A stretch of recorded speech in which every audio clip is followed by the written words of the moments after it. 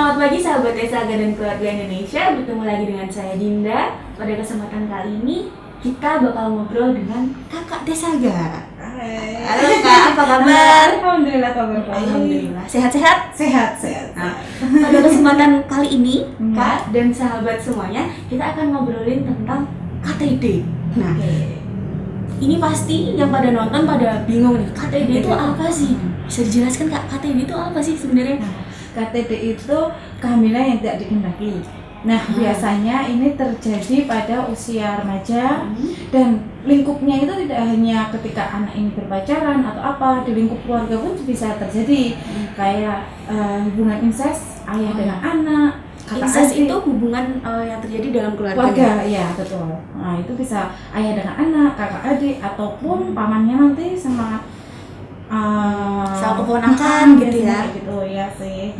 Seperti itu untuk yang dimaksud dengan KTD, ya, kehamilan tidak dikehendaki.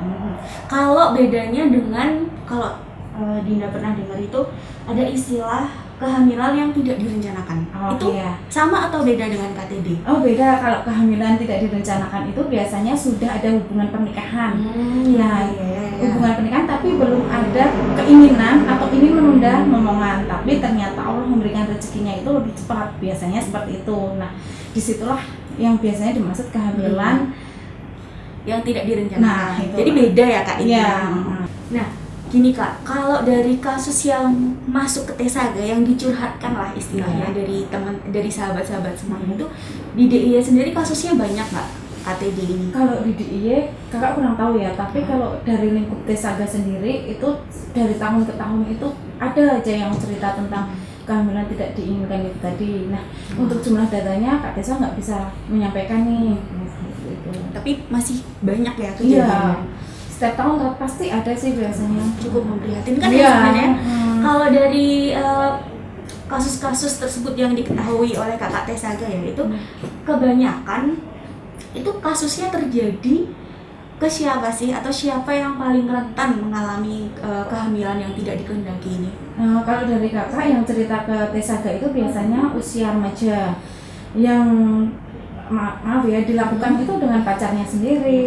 Itu kebanyakan yang cerita ke Kak Tessa. Jadi malah ini ya maksudnya dilakukan dengan pacarnya berarti mungkin edukasinya juga yang belum terlalu dipahami oleh sahabat-sahabat itu. Kalau kita ngomongin masalah KTD ini kan sebenarnya hubungannya sangat erat gitu ya Kak dengan pendidikan seksual.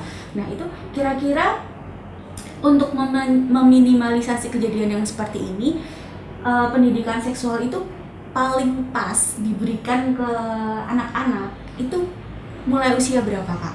Kalau menurut Kak Tessa itu biasanya usia anak dari sejak dini sih, itu orang tua yang lebih aktif untuk menjelaskan tentang edukasi seksual. Jangan menganggap tabu masalah seksual pada anak. Dalam arti banyak orang tua yang menggunakan kata lain dari yang sebenarnya, misalnya penyebutan lain gitu ya? Penyebutan lain misalnya dengan untuk jenis kelamin laki-laki biasanya dengan sebutan burung kayak gitu, itu kan sebenarnya tidak boleh. Sebutkan yang benar itu bahwa ini kelamin laki-laki namanya penis, seperti itu. Seperti halnya dengan perempuan bahwa ini vagina, dan dijelaskan bahwa area mana saja sih yang nggak boleh disentuh oleh laki-laki, itu anak itu atau harus disentuh tahu. oleh lawan jenis gitu ya. Itu seperti itu, hanya mungkin lingkup ibunya saja yang boleh karena ibu akan memberikan rasa aman kan sama anak, seperti itu.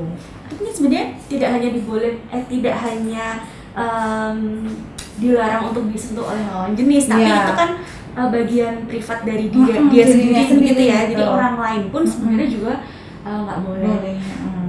Karena kalau melihat kenyataan di masyarakat, kadang untuk memberikan pendidikan seksual itu harus menunggu ketika anaknya sudah beranjak remaja gitu. Jadi itu sebenarnya terlambat ya. Iya, harusnya sejak dini. Karena ketika si anak ini tahunya dari sosial media, dia akan mencari lebih luasnya di sosial media. Sedangkan dia nggak tahu itu benar atau salah dan sebagainya. Belum nanti kalau dia ketemu dengan lawan jenis yang dia lebih tahu, kalau dia dimanfaatkan dengan hal negatif akhirnya terjadinya KTD. Nah itu yang Jadi kalau sampai anak itu justru berjarak dengan orang tua betul. dan sungkan untuk menceritakan hal-hal seperti itu. Dengan orang tua memberikan sejak dini, menjadi ibu yang baik, tempat yang baik untuk curhat, sahabat yang baik untuk anaknya. Ketika nanti dewasa, anak pun juga akan cerita banyak sama ibunya. Dia atau dengan sungkan, ayahnya gitu ya. Bisa sih, nggak sungkan lagi cerita sama orang tua. Mau cerita apapun nggak masalah, dan dia nggak akan mencari orang lain untuk cerita, karena orang tua tempat cerita yang paling tepat sih menurut kakak. Karena memang sebenarnya mencegah untuk tidak terjadi itu poinnya gitu ya, intinya yang kita harapkan gitu. Lalu gimana kalau akhirnya kehamilan yang tidak dikehendaki itu sudah terjadi? Nah itu gimana ini kita sebagai sekumpulan masyarakat untuk gimana ya kita menanggapi hal tersebut gitu. Kalau mungkin dari kakak kembali lagi ke keluarga dulu. Mungkin ketika si anak ini yang menjadi korban itu tidak bisa disalahkan. Nah sebagai orang tua pun juga harus menerima apa yang sudah terjadi seperti itu. Ya memang harus ada pemahaman orang tua bahwa ya ini udah terjadi, ya tinggal bagaimana berpikir untuk kedepannya dengan nasib si anak, nasib si bayi ini nanti gitu. Terus untuk lingkup masyarakat pun juga jangan sampai mengucilkan si anak ini, memberikan statement negatif dan atau malah labeling gitu ya. Hal-hal seperti itu, ada labeling, ada bullying dan sebagainya. Sedangkan si anak pun juga sebenarnya nggak mau di kondisi seperti itu, tapi karena sudah terlanjur mau seperti apa. Nah, hal itu yang harus disosialisasikan ke masyarakat bahwa janganlah untuk melabeling apalagi bullying pada anak yang sudah mengalami KTD tadi. Karena ibaratnya dia sudah bersedih, ibaratnya apa ya, ribet gitu ya dengan kondisinya, dia masih harus menanggapi labeling dari masyarakat. Jangan sampai dampaknya itu semakin meluas gitu ya Kak. Oke Kak, sekarang kita mau ibaratnya membahas kasus-kasus yang sudah masuk ke TSAGA yang ada kaitannya dengan kehamilan yang tidak dikehendaki ini. Hanya saja ini identitasnya tidak kita sebut ya, karena kalau di TSAGA itu menjaga kerahasiaan klien. Sangat penting ya. Jadi TSAGA jangan sungkan untuk curhat karena memang kerahasiaannya pasti kita jamin. Oke, kita mulai ya Kak. Ya, boleh. Ini, halo Kak TSAGA. Halo Kak. Oke, halo. Aku sempat melakukan hubungan badan dengan pacarku. Kemudian aku mengalami telat menstruasi. Setelah aku cek ternyata hasilnya positif. Pacarku belum siap dan aku diminta untuk menggugurkan kandungan ini. Apa yang sebaiknya aku lakukan? Buat kamu yang saat ini cerita ke TSAGA itu, mungkin melihat sih ini toksenya kita, mungkin saran dari kakak sebaiknya kamu mencari teman yang bisa kamu ajak cerita, yang membuat kamu nyaman dan bisa menjaga rahasia kamu. Setelah itu dapat membantu kamu menyampaikan ke orang tua kamu. Karena masalah ini menurut kakak orang tuamu harus tahu hal itu. Yang pertama yang harus kakak sampaikan. Terus yang kedua, kalau untuk menggugurkan menurut kakak jangan, itu resikonya terlalu besar untuk diri kamu sendiri. Dan seandainya nanti kamu menggugurkan menggunakan obat-obatan dan sebagainya, ketika anak ini lahir nanti banyak resiko yang terjadi, mulai dari kecacatan fisik, terus nanti organ dalamnya juga nggak sempurna, nanti bisa lahir prematur dan sebagainya. Banyak resiko yang terjadi menurut kakak sih. Jadi intinya kembali lagi bahwa orang tua harus tahu, ceritakan apa yang sebenarnya terjadi seperti itu. Kalau memang nggak berani, memang harus minta bantuan ke orang lain, mungkin teman, mungkin sama Kak Tessa nggak apa-apa sih kalau memang bisa percaya sama Kak Tessa kayak gitu. Karena belum tentu nyaman untuk berkomunikasi dengan orang tuanya sendiri. Karena nanti pasti orang tua akan marah kan kalau dengar hal itu. Nah itu mungkin bisa kita bantu untuk menyampaikan secara pelan-pelan. Yang penting jangan dipendam sendiri dan jangan buru-buru untuk aku harus aborsi gitu ya. Karena risikonya sangat tinggi. Kita lanjut ke kasus kedua ya Kak. Oke. Halo Kak TSAGA. Halo.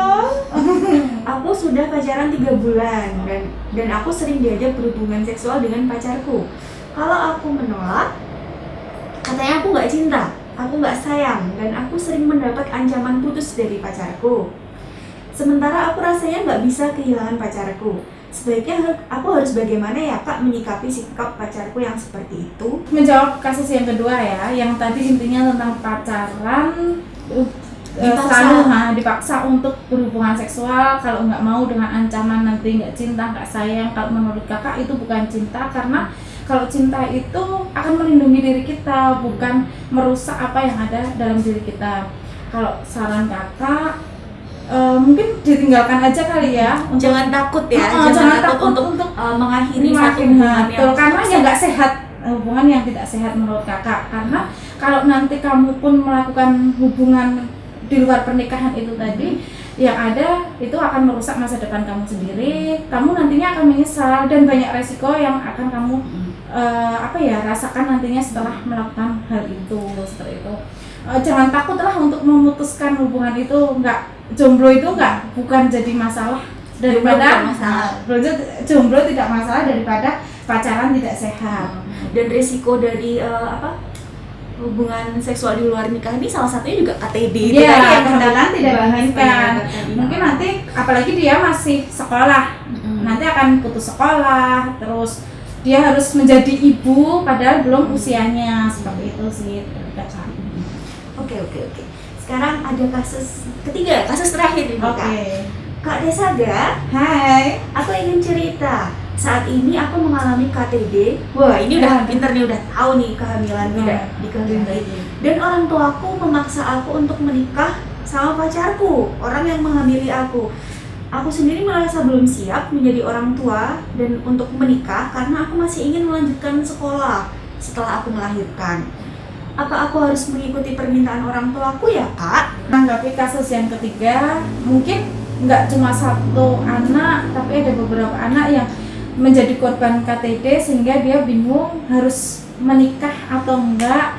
Itu memang pilihan yang sulit, karena kalau menurut kakak kalau memang nggak mau menikah karena sedangkan dipaksa sama orang tua, sebaiknya ada komunikasi bagaimana seharusnya menyampaikan ke orang tua bahwa nggak mau menikah tuh dengan alasan apa dan sebagainya, biar atau belum siap bukan nggak mau tapi belum siap. Ya sih, karena menikah itu banyak yang harus dipersiapkan, tidak hanya dari fisiknya tapi dari mental, spiritual, nanti finansialnya juga perlu dipikirkan dan masalah lainnya. Kalau memang tidak siap untuk menikah tapi dipaksa, pasti banyak kasus nanti setelah menikah seperti ketidakharmonisan, nanti rentan terjadinya perceraian, terjadinya kekerasan, KDRT di dalam rumah tangga dan masalah lainnya. Dan itu nanti akan masalah baru untuk dia kayak gitu. Jadi bukan yang menyelesaikan masalah, malah kita menciptakan satu masalah yang baru gitu ya. Karena usia mereka belum siap untuk menjalani kehidupan atau berumah tangga sih. Apalagi ini seorang anak untuk membesarkan anak seperti itu, mereka masih harus banyak belajar tentang hal itu sih. Dan bisa jadi dua-duanya belum siap ya, gitu ya. Betul sih. Apalagi untuk emosi pasti masih banyak yang bisa dibilang seperti itu. Oke Kak Desaga, nggak kerasa nih kita udah ada di ujung acara. Dan dari cepat ya waktunya. Ya, dari obrolan kita hari ini kita dapat banyak nih. Kita jadi tahu apa itu KTD. KTD itu kehamilan yang tidak dikehendaki, yang itu kebanyakan terjadi di luar pernikahan. Iya, di luar pernikahan dan banyak terjadi di kalangan remaja.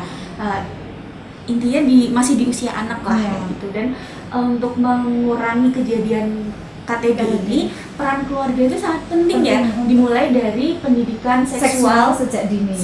Bukan dari remaja ya. Kalau dari remaja itu sudah terlambat. Jadi dari sedini mungkin, dari usia anak. Kemudian lingkungan juga berperan ketika KTD itu sudah terjadi, untuk tidak memberikan statement negatif ataupun labeling, tidak membuli, tidak melabeli apabila sudah terjadi KTD, gimana bisa juga melindungi dari korban tersebut ya. Kemudian ada pesan terakhir Kak untuk sahabat Desaga dan keluarga Indonesia, kalau misalnya punya unek-unek punya hal yang ingin ditanyakan atau diceritakan ke Teh Saga, itu caranya gimana sih? Nanti bisa melalui WhatsApp atau sosial media yang lainnya, nanti ada di bawah ini. Oh iya, sudah kita siapkan. Iya, untuk bahas ini. menghubungi. Jangan malu untuk cerita kepada Kak Tessa, karena rahasia kalian itu pasti dijamin aman sama Kakak Tessa. Oke, sudah. Terima kasih Kakak. Sampai jumpa di kesempatan berikutnya. Sama-sama. Terima kasih sahabat.